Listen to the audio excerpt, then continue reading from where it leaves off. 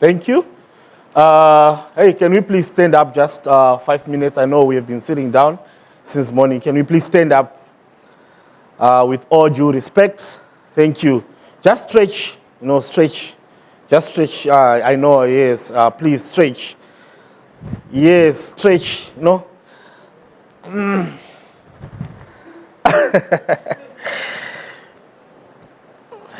Thank you. You can sit down. I'm going to present on the HR trends, reshaping the future of HR in Africa.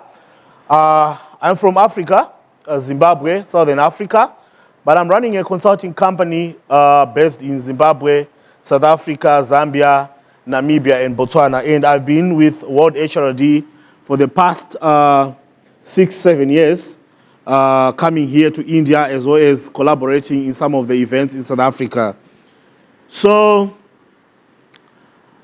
I know we don't have time, but I've got this slide of the priorities that I feel and I think. Pardon me, because some of the subjects that I'll discuss they are more on the African perspective, though I know that HR is global, and we also need to act local when practicing the field.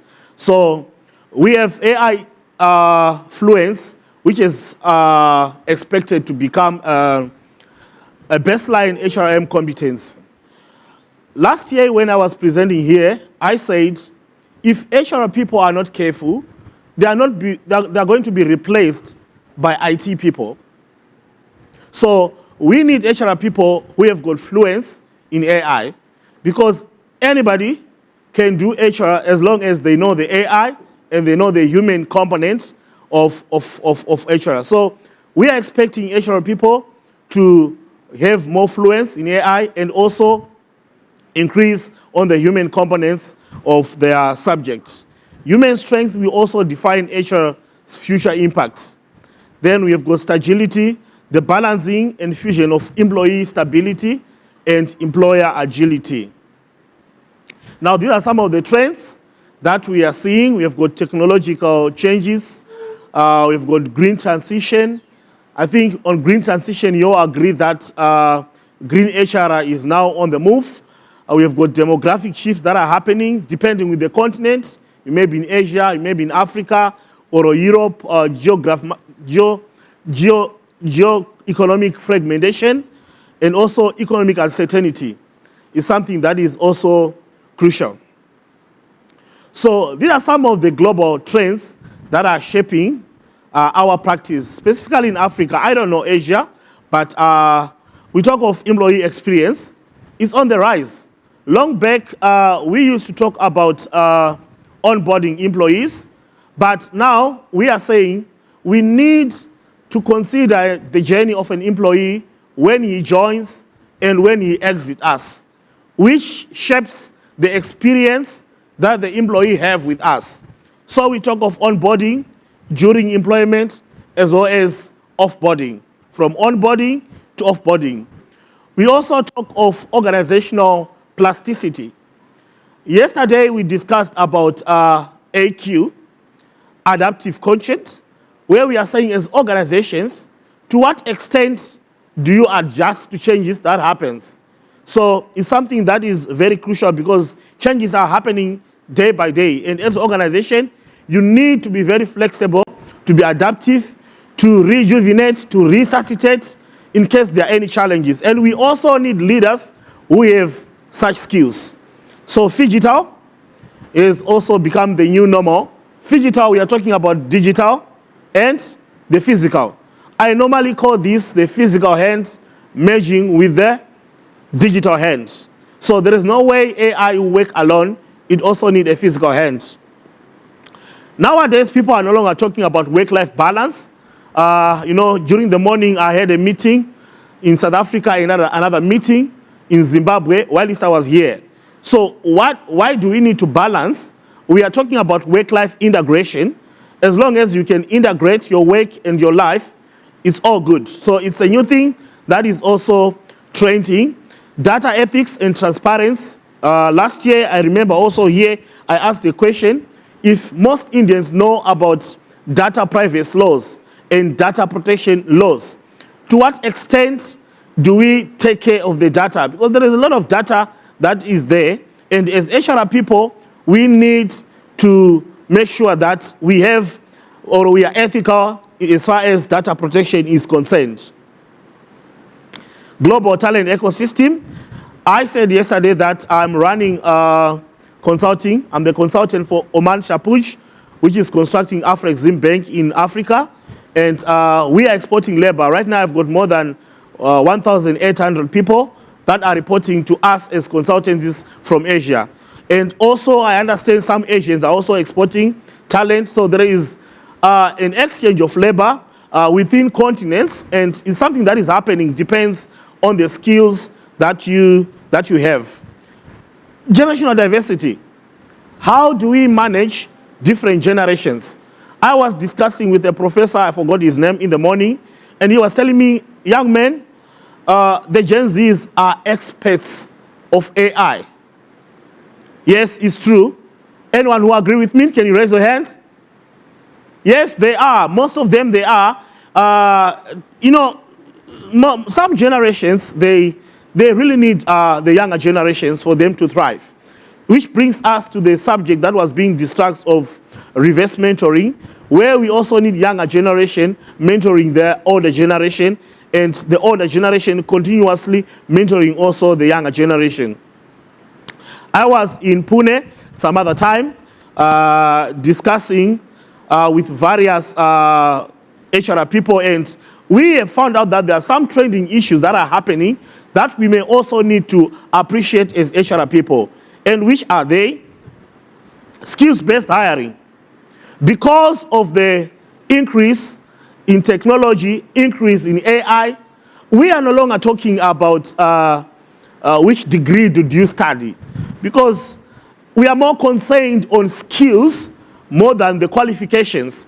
And in India and Asia, skills-based hiring is on the rise, where we are seeing the coming up of new-collar jobs and no-collar jobs. Please go and research if you don't know new-collar and no-collar jobs. Not white-collar or blue-collar or green-collar, but new-collar and no-collar. We also have green HR practices. I'm very happy for Dr. Bhat. He introduced the ESG MBA. Yes, it's now trending, even in Africa, where we are talking about green practices. So if you don't have them in your organization, I think it's time that you go and research about it, implement it, because these are the new trending things in HR. Reverse mentoring, we've said about it, open new collar jobs, boomerang employees. Someone was saying this, that there are employees that exit, but we feel that because of their experience, their know-how, their know-what, we need them back, and they're gonna come back. So, which brings us to a point that offboarding is very crucial, because if you don't offboard someone properly, how are you gonna bring that person back to work? Career cushioning is happening, digital, and nomophobia. What is nomophobia? Nomophobia? Nomophobia. Yes? Nomophobia. Nomophobia? Nomophobia. Nomophobia? Nomophobia. No mobile. Yes. We are living in a world where it's very difficult for individuals to separate themselves from their mobile phones.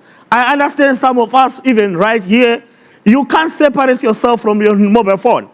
Some you sleep with your phones. Some you're always typing even if you are eating. You are in the meeting, but you are not in the meeting.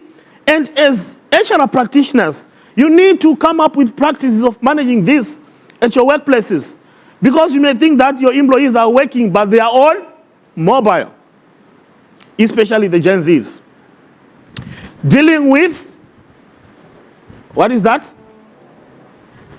Dealing with? Hello, come on, team. Dealing with? Productivity. Forced productivity, yes.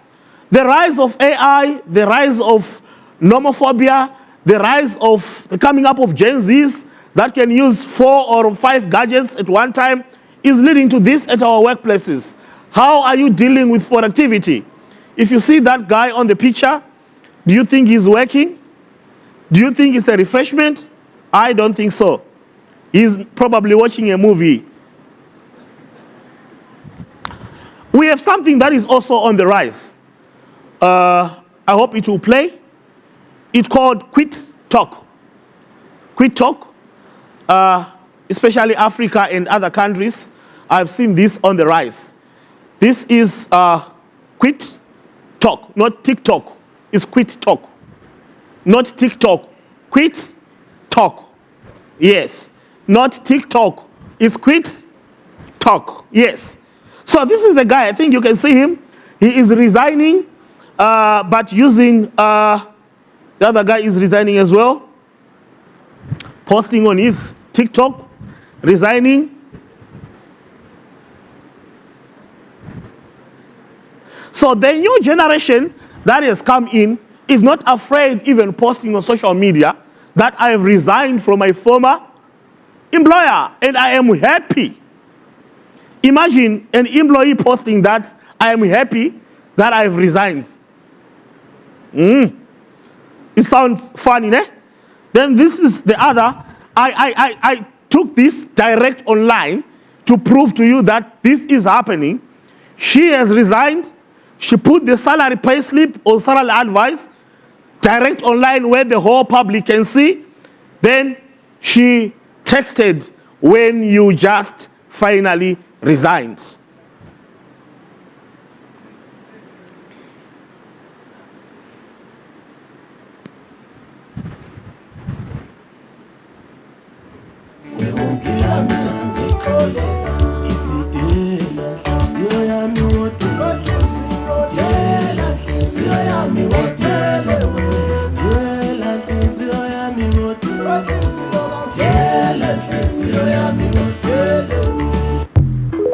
Yes. Imagine that your employee, you are the MD, you are the HR, you see this online. It's happening. It's happening. Which brings me as a consultant to a point that we need to practice cautiously when you practice HR. HR is also about human. That's why it is called human resources. We need the human component of human. Are we together? Yes. Because if you don't do that, they're going to do that, these employees. They can do funny things that can compromise your company. So I've got these quotations that I have before I finish. If HR is progressive, then we should change titles to suit the current and the future practices. Yes. There should be new titles. We are talking of green HR, there should be new titles. We are talking about prompting, there should be new titles. We are tired of old titles that remains titles. I was in another country, I won't mention it, where they are still using HR officer. And I said, hey, this is not a police officer. You are talking to an HR. Why calling someone officer? Human capital, I don't know if it is okay with you. But I'm simply saying HR is progressive. When changes happen, we also need advocates who also propagate in changing titles. There are some of the titles that we have. They are not the only ones. You can actually come up with your own titles as long as they are in line with what you do and what you want as an institute. Okay. I cannot finish my presentation without talking about the complex landscape of HR in Africa. I normally say that HR in Africa, or Africa, is actually the new market for those that have got solutions. I've been studying India, I've been coming to India. Believe me, you are over-congested in terms of solutions. And Africa is there for you as a market. These are some of the challenges that are in Africa, skills gap. And yesterday I just got someone who said, I have a solution for skills gap. But some of you, you are afraid to knock on the African doors. Talent acquisition and retention is a problem. Generational diversity is a problem. Cultural diversity. We talk of the evolving nature of HR, balancing AI and AI. Well, artificial intelligence and African intelligence. I cannot finish my presentation without also talking about African intelligence. Why? Because it's very crucial if you really want to penetrate Africa. You also need to know African intelligence as far as you also know artificial intelligence. So what is African intelligence? African intelligence is relational, which brings me to the human resource. Those who have worked in Africa, they will agree with me that they are one of the best people in dealing with human beings, in relating with people. That's why if you look around, we are only 2 here. Can you clap hands for us? Yeah, we know how to relate with people, and that's Ubuntu. So you need to know AI and also AI. Though in Africa, we understand artificial intelligence is coming, but there are some gaps also that it needs to cover, such as this one. It also lacks knowledge on the indigenous knowledge of Africans. There are a lot of them. Because of time, I won't say them. They also have contextual nuisance, which means that they don't go deep into digging into the languages of Africans. For example, if I say Mbwire, Mbwire, there is a certain way that we can say, or certain ways that we can say, which AI cannot augment. So those who want to venture into Africa, you also need to start African intelligence as well. In a globalized world, effective HR practices must transcend borders and embrace diversity. You cannot be an HR person if you only study Indian HR. You need to know what's happening in Asia. We need to know what's happening in Europe, what's happening in Africa, so that you can be also a global HR. To thrive in a global economy, HR must embrace a global mindset. When we say global mindset, we are simply meaning that you act local, but you think global. So we need HR who act local, but thinking global. Blending universal best practices with local insights to drive engagement and performance. Thank you. I'm done. Whoa.